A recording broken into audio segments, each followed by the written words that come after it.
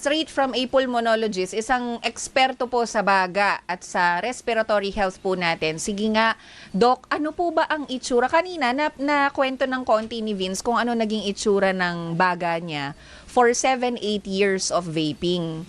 Pero kayo po bilang doktor, I'm sure you can describe to us, ano po yung itsura ng baga or ano po ang pwedeng kahinatnan ng baga because of EVALI coming from vape? Kasi po ito ay acute. Ibig sabihin, biglaan, traidor ang EVALI. So, please expound on that po, ma'am. Kasi ang vape, contrary doon sa mga pagkakaalam ng mga karamihan at doon contrary din doon sa pinapakalat ng industriya, no. Ang vape din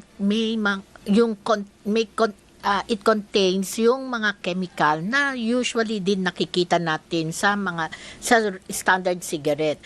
Yun nga lang, ang main difference lang, medyo mas mababa kesa doon sa standard cigarette. Yung ibang chemical. Pero may mga chemical din na parehas lang ang dami, no? So, at lahat ng mga chemicals na ito toxic at yung may mga chemicals din na nagko-cause ng cancer.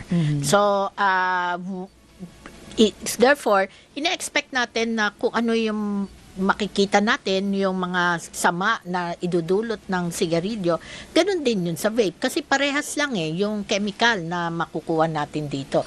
Pero ang hindi nila alam, yung nicotine, supposedly kasi they present it na mababa no? 3% nicotine concentration. Pero yung 3% nicotine concentration nun, ang ibig sabihin nun, 30 milligrams of nicotine per ml. So, ilan ba ang nicotine sa isang sigarilyo? Siguro mga 1 to 2 milligrams lang.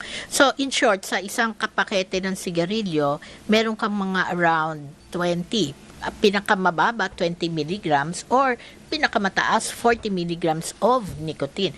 Pero, sa isang ml lang ng mga vape, no, 30 milligrams na yung nalalanghap nila. Therefore, yung nicotine, mataas ang, mas mataas yung addiction na makukuha nila. At, syempre, yung danger ng nicotine toxicity. Correct.